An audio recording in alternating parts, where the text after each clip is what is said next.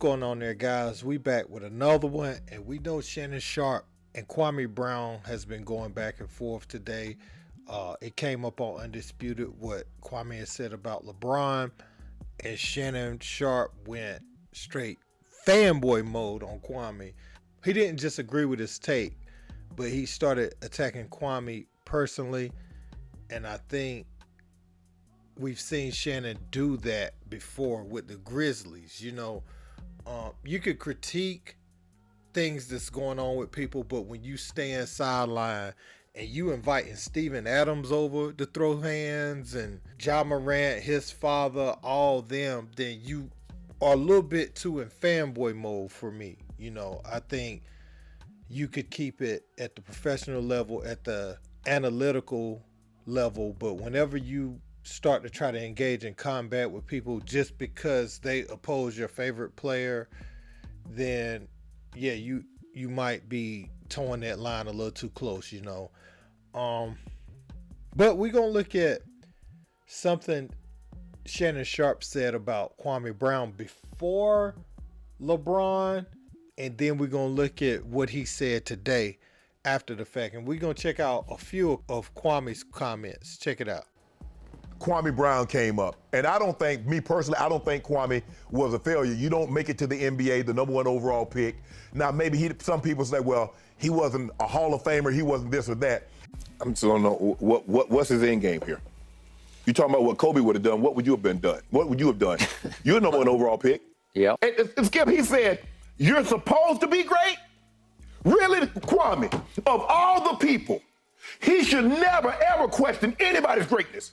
Because this is what we know. If there's a Mt Rushmore for busts in the NBA history, whether he's the first head, the second head, the third, or the fourth, he's on Mt Rushmore of bust NBA players. There's no question. When Kobe scored 81, he's talking about he's hitting damn good screens. Really?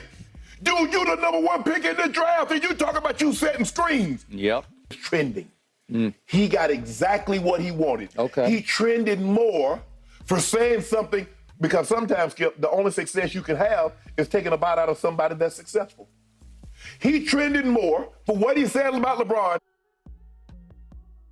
than anything he ever done in the NBA. That's a fact. Now that's a problem. I'm just trying to figure out what was Kwame hoping to accomplish. Because he jumped on there like he's like, oh, and LeBron James, you're supposed to be a superstar. You're supposed to be one of these all-time great players. You're supposed to be? No, you were supposed to be an all-time great player. You were supposed to be a superstar. Bruh, go at Gilbert Arenas. Go at Stacks and Matt Barnes that's been on your head. LeBron James has never said anything about you. And you gonna take a shot at the man, why? Because you know what, I'm trending, and get people on my social media page, bro. You a joke. You a joke. You from the crib. You from down. You a joke. Really, real talk. You a joke. Shannon Sharpe. Hey Shannon, have you lost your God-loving mind, boy? You a guest in the house of this basketball talk. Didn't you know that? And now, since you don't want to act like a guest in this shit, and you want to invalidate me, you football playing dummy. Nigga, it ain't no first downs in basketball, clown. How you gonna try to invalidate a man who was the #1 draft pick, boy? You want to try to put some bass in your voice when you talking to me? When you on a panel with a nigga that buckled you down, boy?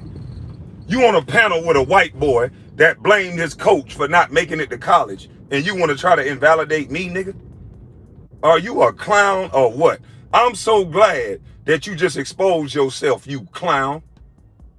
You think you gonna put some bass in your voice when you talking to me, nigga? And that white boy made you say, I'm just trying to let me finish.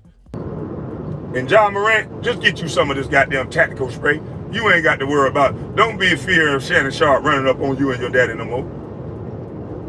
I know that nigga big, look like a fucking bull with that big ass nose.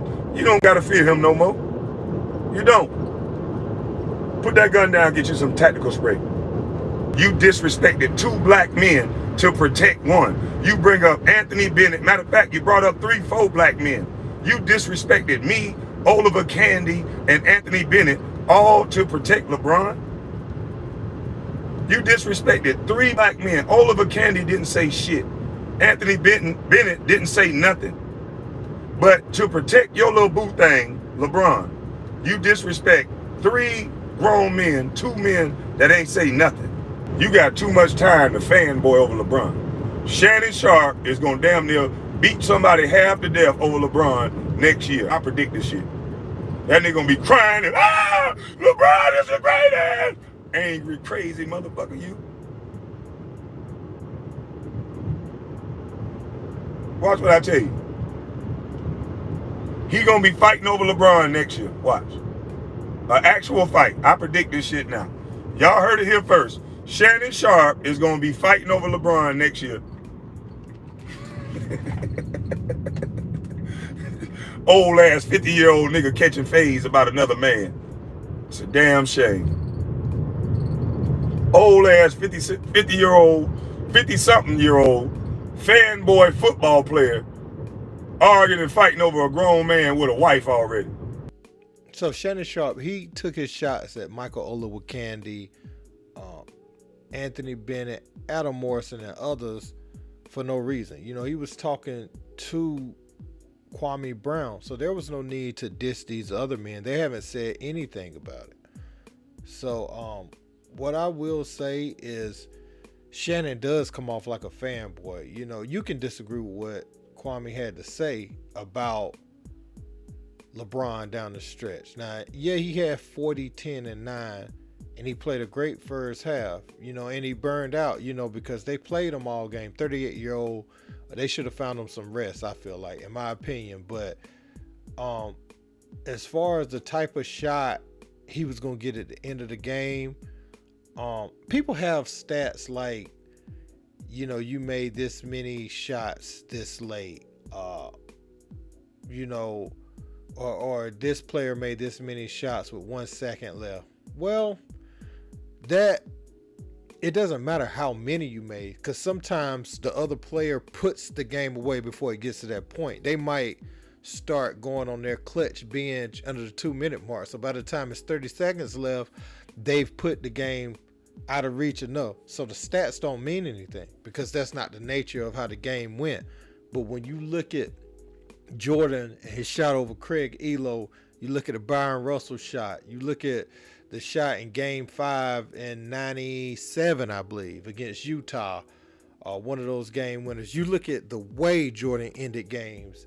That's what Kwame's talking about. And we know Kwame has some comedic relief in some of his takes, so you can't take everything literal. Like he said in his live, I don't think I had that part in here, but he said, you know, the part about Brandon LeBron jersey and all that, that was a joke. That wasn't a part of, that was just a little bit of comedy in there. But now he's saying, you know, Kwame is a certified bust because he called out LeBron James. He shouldn't be talking about anybody. But you should just listen. You know what I'm saying? Sometimes I think Shannon thinks he could say what he wants because he lifts the most weights and he thinks everybody gonna be scared of him if they see him. But that's not how it's gonna go, Shannon, all the time. You know, some people gonna see what you're talking about, and some people's hands is gonna be nicer than yours. Could have been T that night. We don't know. We don't know. So I don't know, man. Shannon, it just seems like he tries to fit in. He wants to be LeBron's age and be with the group. It just seems like, I don't know, man. Something about him and his commentary and the way he talked to Skip, he was a lot more humble than he was talking at Kwame Brown. You know, he was yelling at the top of his lungs at Kwame, and that's somebody from Georgia. Well, actually, Kwame's from South Carolina, but somebody you'll see, South Carolina, Georgia, you'll see him throughout those parts, man. And so you feel like just because he's a easy target in the crowd that he's trying to be in, you feel like you could say what you want about him. And that is clown behavior. That specifically. Nothing to do with LeBron, nothing to do with the tape. It's just, I notice he picks easy targets. You know, if Jay-Z did something wrong or somebody like that, Shannon wouldn't have nothing to say. You know what I'm saying? But or if if LeBron did something wrong, he would watch how he say his words, you know. Like when he was talking about coming on the court and Bronny's games, he was like, Bron, come on, man, let Bronny have that. He was speaking so much softer to him about that. So I don't know, man. Let me know what you guys think about this in the comments, though. Don't forget to like, share, and subscribe. Until next time, peace.